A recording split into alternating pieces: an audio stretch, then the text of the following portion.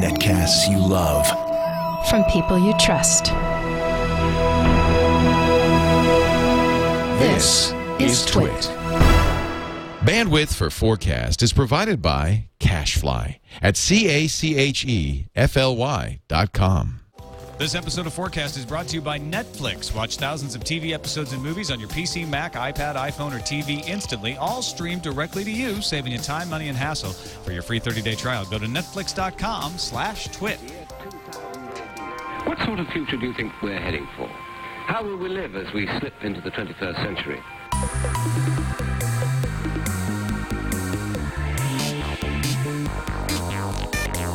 Welcome to FourCast episode 84. I'm John Merritt. I'm Colin Weir. And I'm Scott Johnson. And this is the first episode from the new Twit Studios. Scott, what do you think? You're virtually here. Yeah, You're I feel inside a like monitor. I'm almost next to you, Tom. Yeah. Thanks for wearing Next the fez. to you by the is way. the word. Yeah.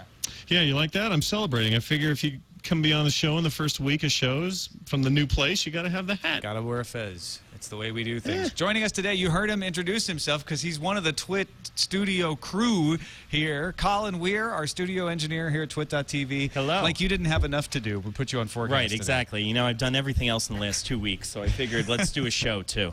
Well, thanks for being on. Also joining us, somebody I have had the pleasure of meeting at PAB, Podcasters Across Borders Conference up in Ottawa, Mike Vardy, writer, comedian, speaker, humorist, and productivity pundit. Welcome, Mike.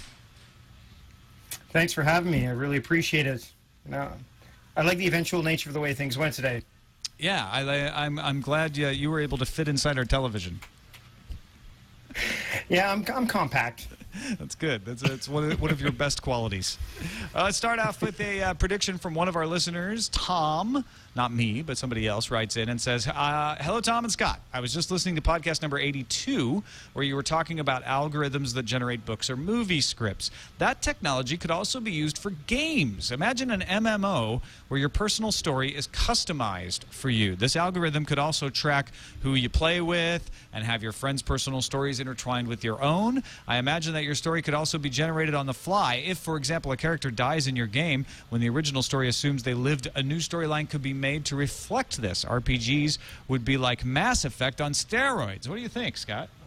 I think that this is actually the way things are going. I think that give it a decade maybe, and we start to see this sort of thing emerge. We start to see emergent gameplay come from the players themselves, and the idea that the stories could come from the players themselves is it's a really powerful idea. Like you could go a long ways trying to sort of build a game out of that and make a game even, I guess, more interesting in the long run. A game that has no ending really because you're making up the story as you go, and we do that now, but it's kind of artificial. So I think that this is not only a strong possibility, but actually I think they're laying the groundwork to make this happen now. Mike, would it freak you out to have a multiplayer game like that tailored to your real life? I don't know if I could handle it as a game. I got 2 young kids, and that's game enough. You're thinking of it being like The Sims, where you just be running around doing all the same things you did earlier that day. Yeah, exactly. I just started playing a game called, and my brain just went dead because I'm hearing myself twice. I apologize. Bastion is the game on the 360. And what I like about this game, it's a downloadable title, is that it's really just a hack and slash. It's you running around with a sword, it's you getting new weapons, it's you killing stuff, and it's you exploring. And on that alone, it's an okay game. There's nothing super special about the way it plays. But what's really spectacular about it is the entire time, your life as a character is being narrated by an incredible voice actor, and I don't know his name, but every once in a while he'll say, the kid picked up the sword and looked at it with both eyes and couldn't believe what he was seeing. This kind of stuff. The entire game plays out with your experience being narrated, and that's a shocking improvement to an already sort of played out genre. And I think that we'll see a whole bunch more of that coming. And really, that's, to me, the tip of the iceberg for this idea. I think our reader is right on it with this idea. Colin, are you worried that your MMO would just be you troubleshooting the studio all day? That's my worst nightmare. But actually, that's what I was thinking is games are kind of to escape. So I don't know if I would want to be playing a game that is mimicking my life, because I just went through my life. Now I go home and I want to sit down in front of my Xbox and play something different. I want to be out shooting people or building a city, something other than, running down to the basement to turn the stream off. But what if it just had your friends in there, so that you've got some reality, but it's not all of reality? Would that make a difference to either one of you guys? Mike, what about you? No, because I think the idea in a game is, the whole escape mechanism. Like, I don't want to be Mike Vardy. I want to be like, Super Mike, or, in the movies, that game, The Movies, where, you're able to actually, be an actor or writer or producer. I don't want to be in the game setting, when I should be socializing with my friends in real life. Gotcha. Well, you can send us your predictions, folks. Let us know what you think of this idea of Tom's. Keep the conversation going, or send us an entirely new prediction. FourCastPodcast@gmail.com. That's FourCast podcast@gmail.com. Or you can post them up at our blog, FourCastPodcast.com. Let's move into the short-term predictions. And Colin, we'll start with you. Things we think will happen sooner than later, maybe in the next few years. What do you got for us? All right, here's what I've been thinking about. Is we just went through the whole thing with this end of NASA, the end of the space shuttle program, and this is going to open up a huge opportunity for private companies like SpaceX and Virgin Galactic. And I think within the next 10 to 20 years, we'll really see a revolution in getting from point A to point B a lot quicker. The cross-country flight, I think, will be revolutionized once we've mastered the ability to send a large group of people up into orbit and then bring them back down, rather than just up to 30,000, 40,000 feet. A lot of people thought that was going to happen with the rocketry programs in the 50s. They imagined these rockets carrying us from one part of the country to another, and then sort of happened with jet engines. But then we had things like the Concorde that we've actually gone backwards. Right. In the past 40, 50 years, once we kind of hit jet travel as it is now, we kind of plateaued. And I think now that we've suddenly got private companies looking to move into space exploration, that gives a lot of opportunity to finally start revolutionizing moving people quicker from point A to point B again. Effect? Right. Yeah. So if I have this straight, Colin, you're saying if the emerging industry of very rich people throwing a lot of money into space travel, you think that some of that research will maybe eventually lead to space travel for common people, but more likely we're going to see that turned into technology we use every day, a commute to work, a trip across the country. Is that in essence what you're talking about? Not necessarily a trip to work, but something like a cross-country flight where, what takes 5 hours now at 30,000 feet, if you can go up into a crazy arc, up into orbit, and then come back down, you might be able to cut that time down to an hour or two to get from New York to California versus the 5, 6, 7 hours it takes to do that now. Mike, if you want to get from Vancouver over to the other side of the continent, would you like a much faster method? Well, it sounds like a catapult almost. Would you travel by catapult? That is the question, sir. Well, I've got a moat separating Victoria and Vancouver, so it'd be an easy way to do it. Just the cost, though. I mean, the whole Virgin Galactic flights seem expensive. There's the cruise ships that are hugely expensive, that almost like floating islands now. I mean, while I think it could happen, I just wonder how it would be cost prohibitive, right? I think the question isn't so much what the cost will be, it will be when that cost will actually come down. Because anything like that is going to be expensive to start, and it needs adoption and, people to enter the industry to kind of start knocking those costs down and find solutions to what makes those costs high. Yeah, and the idea is that we come up with new fuels, new engines, new ways of getting there. It just sort of trickles down from there. All right, let's move over to you, Mike. Your short-term prediction, something you think will happen maybe in the next few years. No definite time frame, but sooner rather than later. What do you got for us?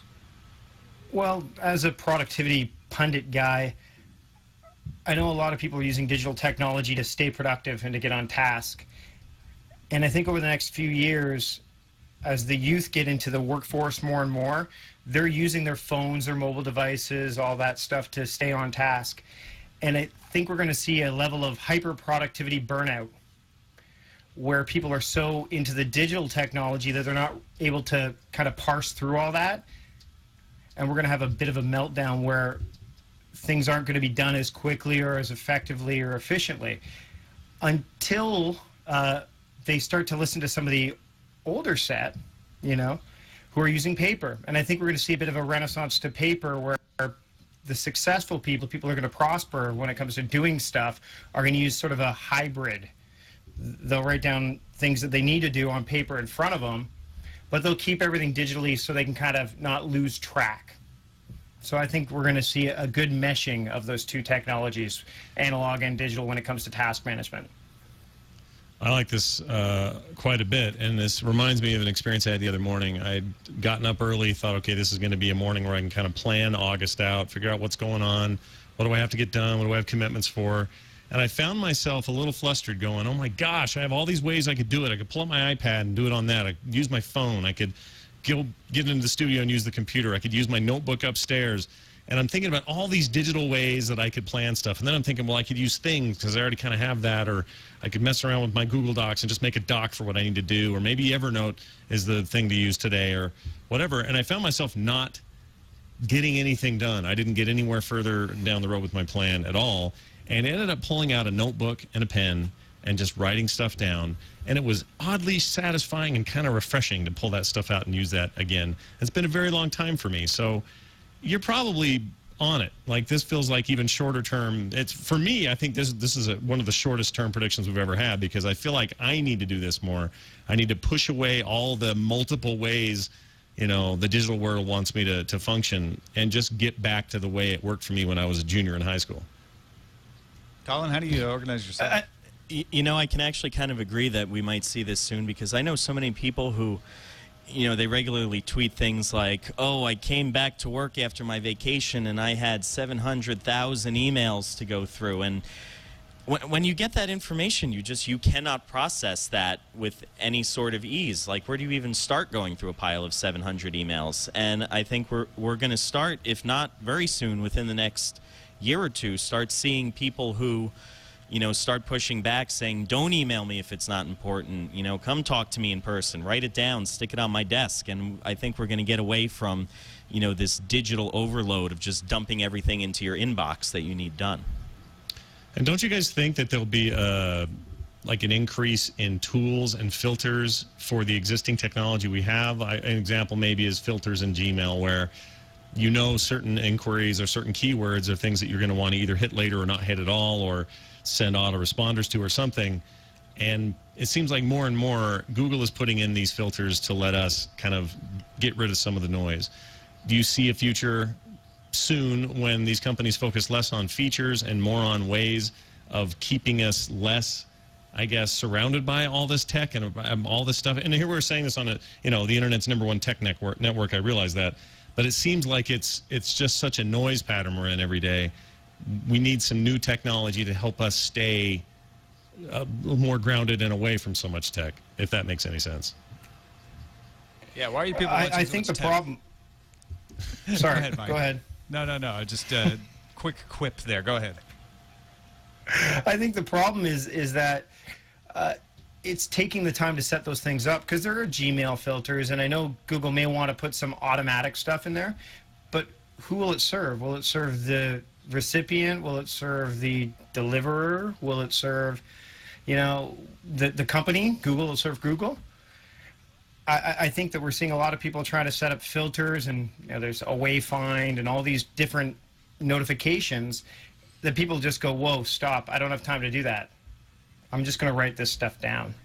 And I think the younger people, because they're so immersed in technology, we got to remind them that, hey, there's a pencil and a paper. There's a really cool thing I saw today, where a link where someone showed a cassette tape and a pencil, and it said it's a shame that our children will never know the link between the two.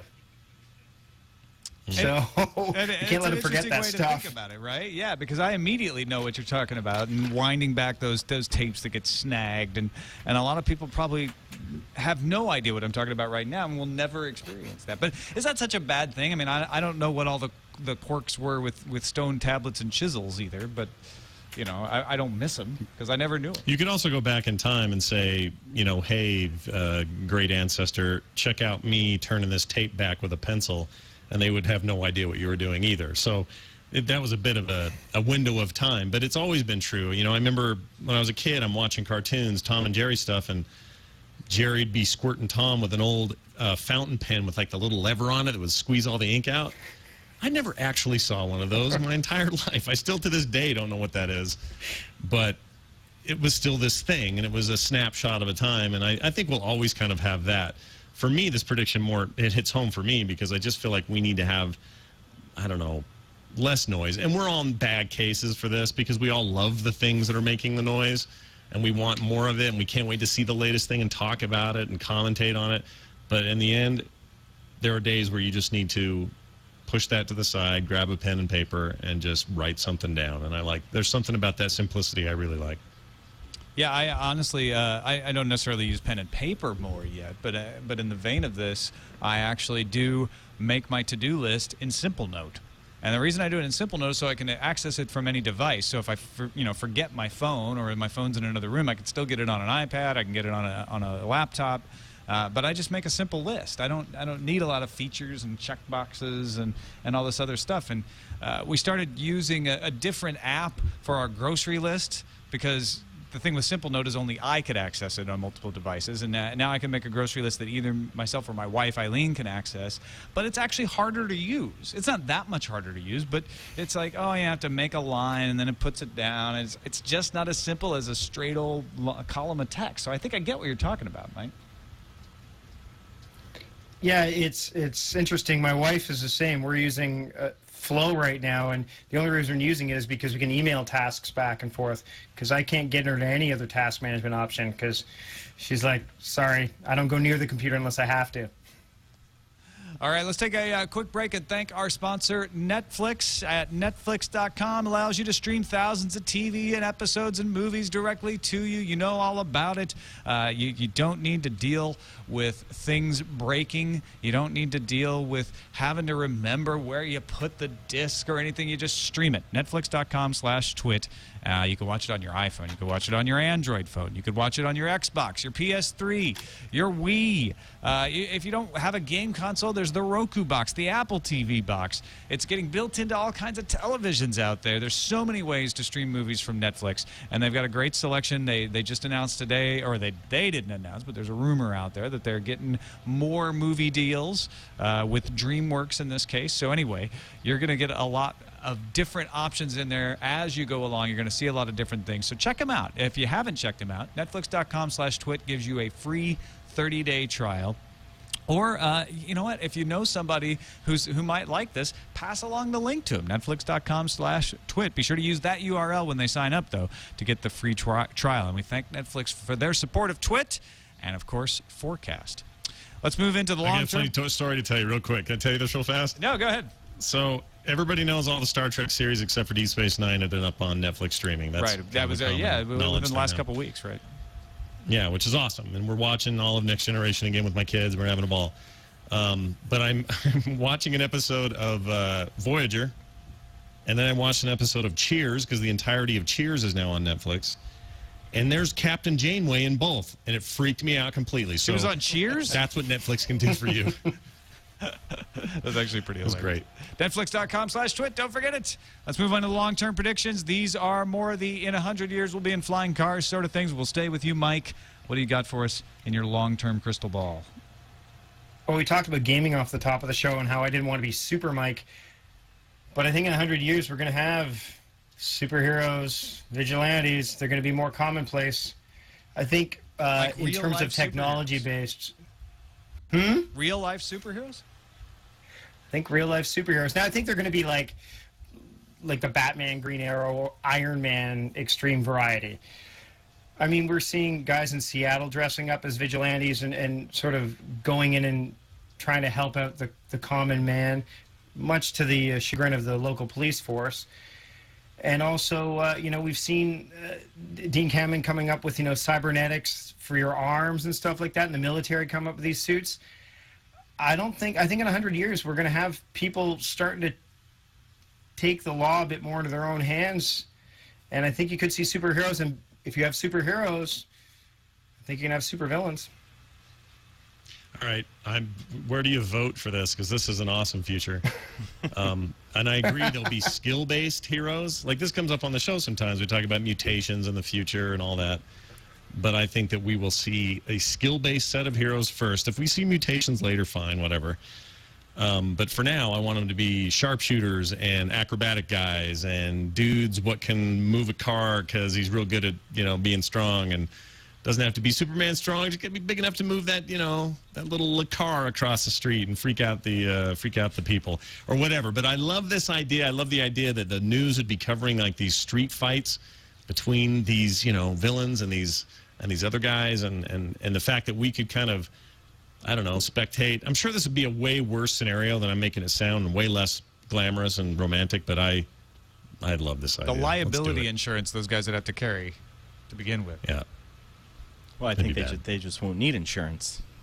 Because they're vigilantes. Yeah, I mean, what are you going to sue them and claim? I could totally, I can see that happening. Your Honor, he attacked me with his cybernetic arm. Well, no, haven't you? This has been a plot in comic books and TV shows in the past where the superhero saves somebody, but then they kind of get their arms scuffed up, and then they're really ungrateful and they sue the superhero for damages. Yes. The Incredibles.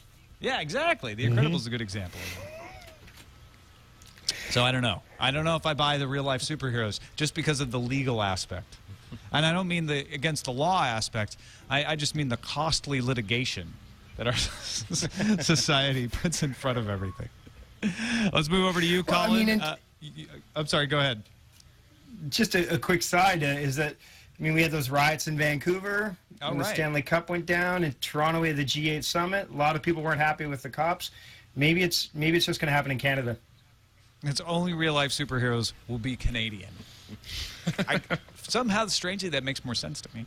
Let's move on to the long-term prediction for you, Colin. Your longer view of the world. What do you got? Well, mine actually kind of goes off what Mike was just saying. I saw this recently on an episode of Dr. Kiki's Science Hour.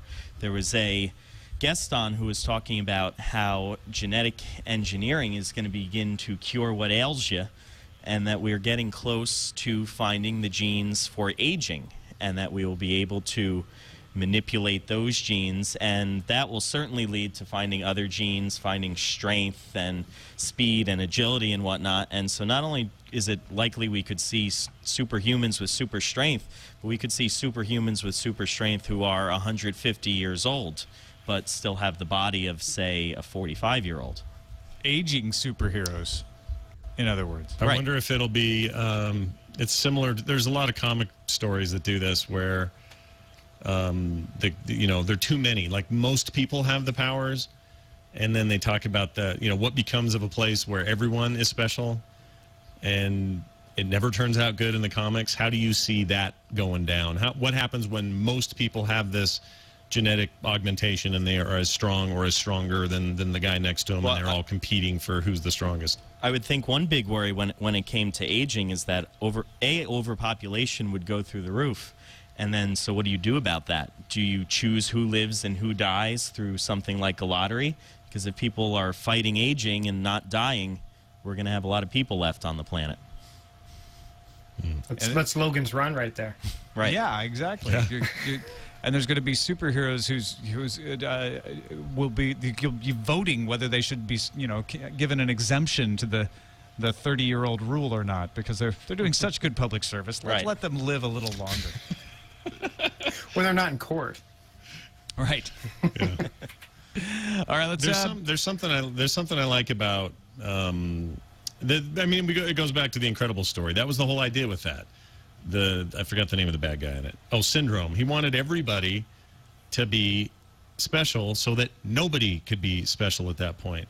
And there's something about a future where it's just a relative shift. Like, maybe at first it's crazy because certain people have powers, but eventually, if everybody's got them, it's just a shift from we're all this average strength, height, age, and everything else to now we're all this greater thing, but we're just all still average. It's like if everybody took steroids, then it wouldn't just be baseball making us look bad or whatever. That's a bad example, but you know what I mean. Yeah. There is a difference, though. I know what you're saying, which is, as things improve, you find other things to complain about. So, if everybody's got super strength, well, then it just seems normal, right? But then there is an improvement to having better sanitation and less misery, and even if everybody is along the same lines, at least you're not all miserable. You're not dying of the plague and losing limbs to leprosy and things like that. So I don't know. I mean, I'm totally with you where it's like, well, if everybody is as enhanced, then how is it really an enhancement? How is it not good for everyone? But I think there is a silver lining there. But we have kind of seen that already. Just look, in the age of antibiotics, everyone is enhanced. 100 years ago, what was the likelihood that you would survive till 5 years old or 6 years old before you died of polio or the flu or anything like that? So in a way, we're already seeing that because we have people who are immune to these viruses that 100 years ago could have wiped us all out. All right, that's pretty close to crazy ass predictions, but let's move on to the crazy ass predictions. And Colin, we'll stick with you. One really far out there forecast. What do you got for us? All right, I think that, say 1,000, 2,000 years from now, the landscape of the world is going to be very different. We're seeing a huge shift right now. People are starting to move out of suburbia, move back to cities, and the question is, where is it going to go from there? Are we going to continue to build higher and tighter and go back to this city living style where no one really has a piece of land? Or might we go back the opposite way where suddenly people are vacating suburbia and we have lots of open space and not much to do with it? And we could see a future here that we're back to a very large farming country. Not that we have small farming going on in the country right now, but we're either going to have a lot of land or we're going to have very little land. Wait, so your prediction is that we'll either have a lot of land or very little land? Pick a side. You see what I'm getting at, though? Yeah, we're going to have a very large shift in how we're housed and where we live and how we live. Which way do you think it'll go? Right now it looks like it's going toward much denser. Mm-hmm. Historically it's always been dense because of just the inability to transport somewhere easily. And then we got the car and we moved out into suburbia, but that's only lasted about 50 years. And so now we're starting to get dense again. And, we could start to see as these big sprawling suburbs get empty, they may need to build up to become even more dense to bring people back to them, and we could just wind up with a very dense landscape across the U.S. Well, dense usually means or translates to urban sprawl, right? Like it usually ends up just getting ugly. The crime sort of radiates in the center as everyone sort of moves away from it. It gets bigger and bigger, and then you get when this everybody major moves back crime problem. Go ahead, Tom. Sorry. No, I was just saying dense is the opposite. Dense is when everyone moves back in, and you don't have the sprawl anymore. Oh, I see what you're saying. Right. But I don't know. That's why I think it's cyclical. It's like if they're going to come in, you're going to move into the city again, and it's going to get really dense, and that means we're going to be living a lot closer to each other. And then pretty soon we're going to go, I hate this. I just need to get out of the country and get some fresh air. And then it goes out again, and then we get all this new city area that just becomes slums and crack houses and a dump. But then the question is, in 1,000 years, can't sprawl happen first? What do you mean sprawl happen first? Basically, well, right now, the cities are expanding out and out, so we're seeing urban sprawl. But now, what I'm thinking is that it just builds on top of that sprawl. So it goes sprawl then density, sprawl density. Right, exactly. So it just keeps expanding out. And you compare dense living today is, already 100 times better than dense living 100 years ago was. So extrapolate that out over 500 years, 600 years, 700 years. What personal comforts and personal abilities will we have gained by time we're all living stacked on top of another once again? Especially if the genetic stuff happens and we're all living to be 150, we're going to have to live somewhere. Well, I think Mike made it clear earlier that we're going to get faster travel. Or was that you, Colin? That was me. That was you. I'm sorry. Okay, so you made it clear we're going to have faster travel, which means if we actually lower the population, which I think will happen eventually, we're headed towards peak population, and I think it will go down. Then if we have fast travel, less population, I think it will go to dilution. I think people will like to live in more space and more land, but I think there will also be dense cities that people will go into and use when they need to. We get more leisure time. We spend some time in the cities, but we live out in a more pastoral area. And the biggest problem with land right now is the amount of people that we need to allocate it to. But if population eventually does peak and then start to decline, it starts to be more land open. But will population decline if we're all living stronger, living longer? Oh, because we have all those freaking... Right, we have all those genetic modifications. Undying and superheroes. Cybernetic arms. Yeah, that's a good point. The population problem is a problem. Well, if none of us die, it's going to be a huge problem. Yeah. We're all going to have to go into tanks. Take some time off, like in Cory Doctorow books. All right, let's Mike, move your crazy ass prediction. Time frame doesn't matter. Just take the leap. What do you got for us? Well, with the amount of knowledge that's available to us today, I can only imagine 1,000 years, 2,000 years from now, where people are living on top of each other or spread across. I think that the amount of things that people are going to be able to learn, I think we're going to have a lot more experts in single fields. So people are going to be basically focusing on one thing and doing it really, really, really well. And there's going to be experts in the most minute, niche things across the globe, so that they won't know how to do the broad spectrum of things necessarily, but they'll do that thing really, really well. So we'll have a whole network of incredible experts that are going to be spread across, well, or condensed, depending on if Colin's thing comes true, in various pockets I think throughout is the world. a little bit dependent on this idea that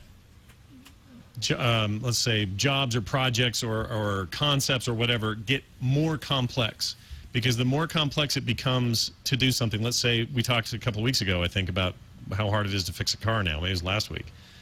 You can't just be Mr. Mechanic and have a little knowledge and pull the car up and let's take a look under the hood. There's so much going on now that you kind of need many specialists or people who are very specialized in dealing with a very specific make of car or whatever. It seems like the more complex things get, the more opportunity there is for niche smart people who are really good at the one thing. So with a future car, it's one guy who's really good at the voice chip, and there's somebody else who's really good at, I don't know, changing tires. That's a terrible example, but you know what I mean. I think that this is not only a good prediction, but I think a necessity as we move into a more technological age. We're going to have people who are better and better at the small bits of the bigger picture. And the bigger picture needs, it's just going to get more complex, so why not build more little cottage industries around the small stuff, I guess. And the opportunity to develop this is just absolutely huge, because we're already in an era where, if I wanted to start learning about, voice chips in cars, I can get that information like that. And so, the opportunity we already have to learn about everything we could possibly want to specialize in, one thing, pick something we really like and get down, that ability already exists. It's just that opportunity needs to be created as things get more complex, that's what will happen.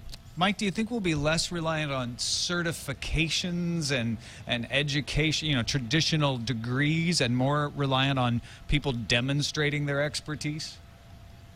Absolutely. I think that, look at Wikipedia. People look at that and go, there it is. I think it's going to be a word of mouth. I think it's going to be trust. I think it's going to be reputation, and I think where you're going to see is the voice chips of the 2010 era. They'll have an expert just for that 10-year period, and then they'll have another expert who is able to take care of it, from the 2010 to 2020, you know what I mean? So I think that it's going to get really, really specialized in all these fields, and I think it's going to be a lot of trust-based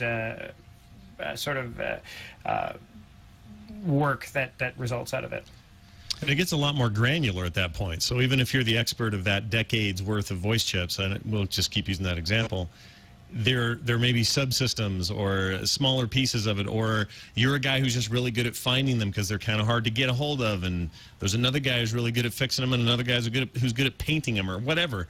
And it seems like that's where the fun of the internet is. It's finding a thing to do on it that it wasn't written to do, and that's what Twit does today. It's what I do with podcasting. We're all figuring out ways to take this big complex thing and turning into small specialized segments, and I think we're on that path already. We're heading there now.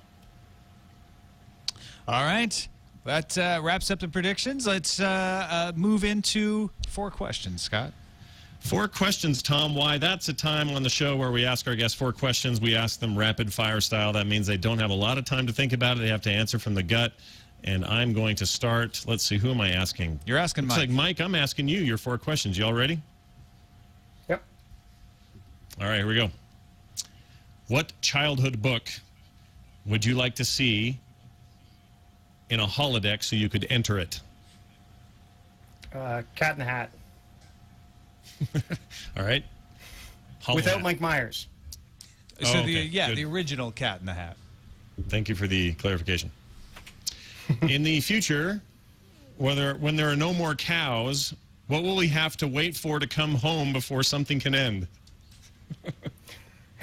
The wife. Okay. He does that So until the the wife fat lady comes. can still sing. That just sounds weird. Yeah. When we're all made of cheese, trademark Tom Merritt, what cheese do you hope you're made of? Monterey Jack. Nice Ooh, choice. That sounds good right now. And finally, if your car could have just another car thing, if your car could have just one more futuristic function right now, something we haven't seen in cars, what would it be?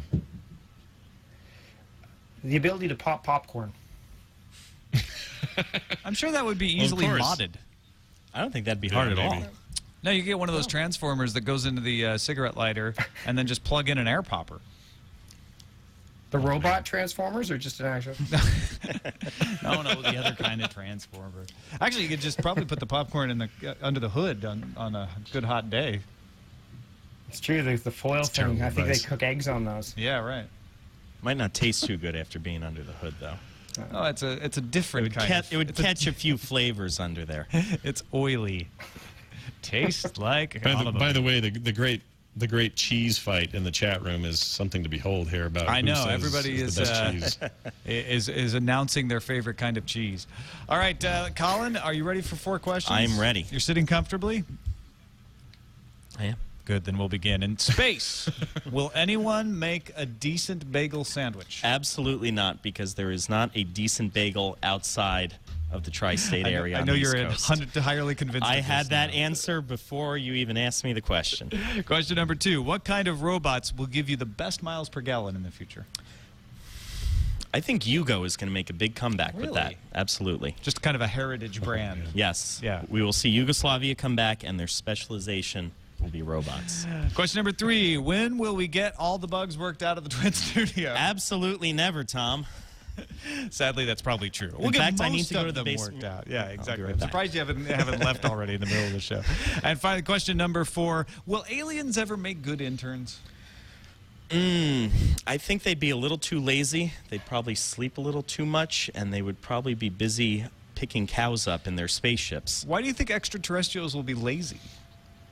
I feel like you travel all that way. There's not a lot to do in that starship, and you're going to develop a bit of lethargy during Plus, that our time. gravity is so much more. So, Right. You know, if they're on a planet with light gravity, they're going to be sagging down here.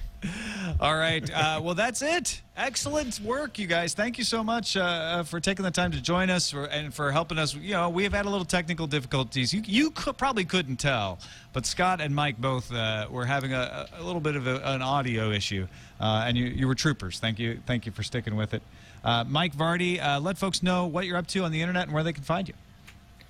Well, you can find me at vardy.me, and I'm launching next week a new podcast called Productivardy, the podcast that deals with productivity with personality. And Tom, you're the first guest. Thank you for having me on. I'm honored to be the first episode. So it's spelled like productive, but then Vardy at the end, right?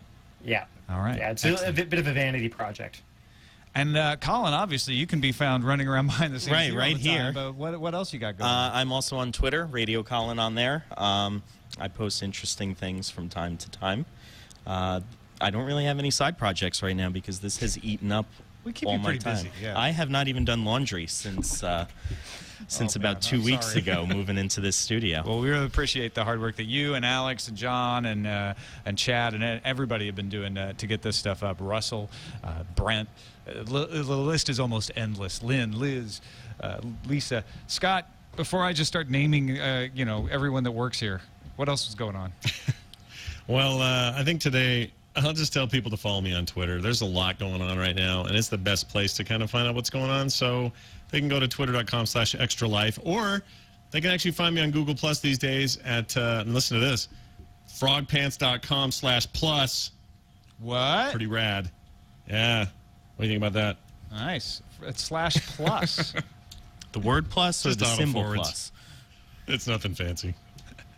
All right. Thanks, everybody, for watching. We appreciate you tuning in for FourCast, our first FourCast from the new Twit Studios. That's it for us. You can find us on the web, fourcastpodcast.com, or send us an email to fourcastpodcast@gmail.com. We'll see you next time. Way. Woohoo. No, I can hear way twice. Is there echo now? Oh. Yeah, there's still echo. That's just wrong. There's Colin. It's looking good. How you doing, Colin? Yeah. Thanks for. Wow, thanks he for coming. is really Invisible. thin. So you were just being an enabler by giving him two. Well, Leo put one clock, and then I was like, why not? If one clock's good, two clocks Vegas. are better. Yeah. So I'm going to take over here, and over here, this one's in preview because I just took it from Right, so if I click in one. What? it